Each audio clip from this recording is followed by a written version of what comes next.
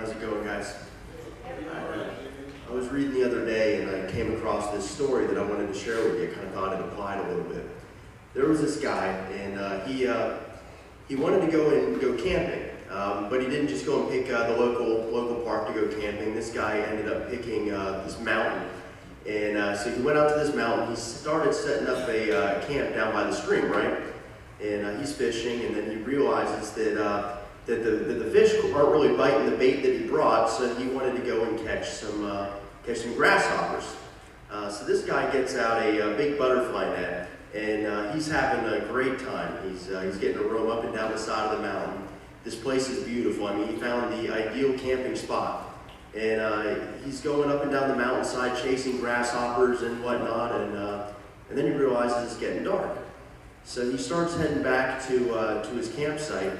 And it starts getting a little bit darker, and he realizes he's going to have to kind of bed down for the night. So he gets some pine needles and some tree bark, and he starts setting up a camp spot at the base of this tree that he finds. Well, the next morning he gets up and he starts heading back towards where his campsite was, and he comes across a stream, but it wasn't the same one that his campsite was at. And so he thinks, I'm just going to go ahead and start following the stream down. Well, as he's going down, the stream ends up coming to a dead end, and he's got to camp out another night out in the woods. This guy was out in the woods for a total of 5 nights doing the deal all on his own. He talks about during the 5 nights, after the first or second day with no water, he goes into survival mode, and he's coming across mud puddles, and regardless of what's in the mud puddle, the guy's just drinking up the water. After 4 or 5 days, he gives up, realizes he can't go any farther, so he returns back to the stream that he passed in the beginning when he was lost. And he spells out help on the ground with pine needles. And he starts hearing helicopters overhead. And the first day, he sees one come and go, and after he sees it come and go, he figures it's over because they're doing a grid search pattern, he figures, and once they realize that there's nobody in the area, they're probably not going to come back. And a couple days go by, and he ends up seeing a helicopter come back, and this time he's swinging the shirt around. Long story short, he ends up getting rescued after 5 days in the woods. For me, when I was reading that, it kind of reminded me of a lot of our faith walks, or at least it reminded me of mine. We tend to do things on our own. We want to get there on our own. The guy didn't take anybody camping with him. He was doing the journey all on his own. And all of a sudden, he winds up in desperate need of a desperate measure. The guy started out, everything was beautiful and everything was great, but he ends up losing his way. And after he loses his way, he's surviving on mud puddles and drinking up the water that's in them, regardless of what else is in it. Just to survive, and spelling out help in pine needles, hoping that God or somebody would come to their rescue. And if you're anything like me, your story would have a lot of similarities there.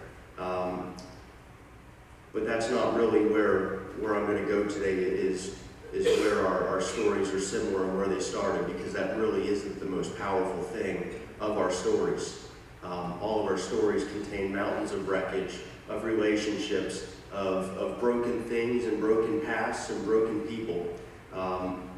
But it's been my experience that God has the power to step in and with one movement of his hand sweep it all to the side when he chooses. Therefore, that stuff has no power on where we wind up.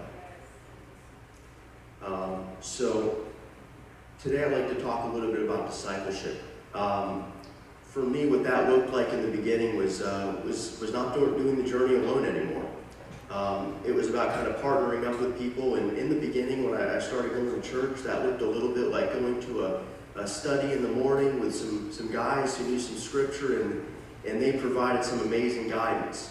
And while that started making a little bit of a difference in my personal life and in my relationship with other people, it didn't change my community. I ended up meeting this guy, David Rosa, and he was sharing one night at a Bible study at that church, and we just kind of hit it off and became friends. Well, the truth is, I told him we were friends from now on and harassed him afterwards. And so we ended up becoming really close friends. It was either that or restraining order. He had to make a quick choice. stories. And he started talking about this gospel that didn't just reform our personal lives and change who we were at the core level, but a gospel that changed the neighborhoods. Not just something that maybe puts together a little bit of a program so that we can now go and raise a little bit of money, feed the homeless, but something that saves souls, something that builds a church. I just had to be a part of that. I remember asking David one, do you think that that's something that I can help out with, that church that you want to start? And he goes, well, yeah, of course. Next thing you know, my wife and I will move down, and we now live across the street instead of in Palm Beach County. And that kind of started through this thing called discipleship. But discipleship is more than just getting together with a group of guys and reading a Bible verse. It's this idea of doing life on life's terms. As life comes in and meets you out in the road, who are you with? Who are you next to? Are you like this guy trying to show your own way and chase grasshoppers, realizing it's getting dark and now you got to drink mud puddle and look for a little bit of sustenance and figure out how to make it on your own? Or do you have a group of guys that are as well listening to God's guidance that you can look next to you and see, are they seeing the same things I'm seeing? Are they making the same adjustments I'm making? And if not, can they help guide me where I need to go? The amazing thing about discipleship is it isn't just a one-sided thing. It's something that a group of guys are able to disciple each other or women. You're able to look to the person to the left of you, a person to the right, and see, am I on the beam? Am I walking the spiritual path? Am I walking in the Spirit? And if you do life with these guys, you wind up in a position where when you're not, they call you out on it long before you have a desperate need for desperate measures. You don't have to go spell out help in pine needles on the ground and hope that God shows up and meets you where you're at on the corner somewhere.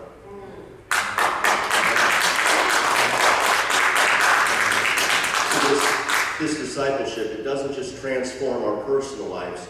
Through that, it then develops and transforms the community.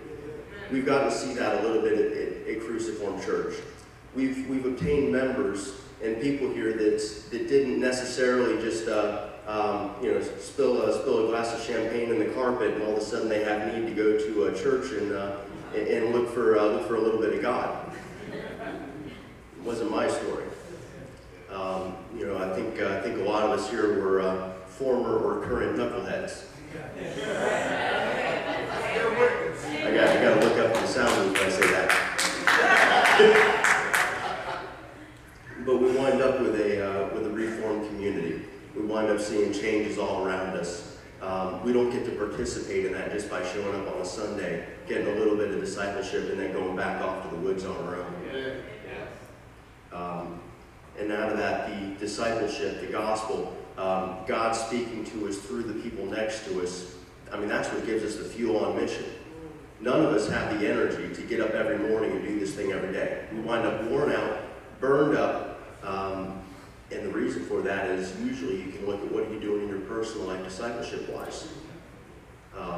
Whether or not I get into my scripture during the week, whether or not I strengthen myself spiritually, or whether or not I'm focused on God, there's a good indicator that I either am or not from the way I am in my discipleship group.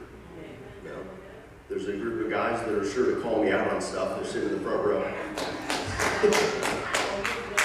And there's a good chance that if we go to a discipleship group, we wind up experiencing changes in our personal lives. We get to witness changes in our community, and we get to be a part of God's gospel. We get to come alongside Him and work with Him rather than expecting Him to come work with us. So I think that's about it. Thank you.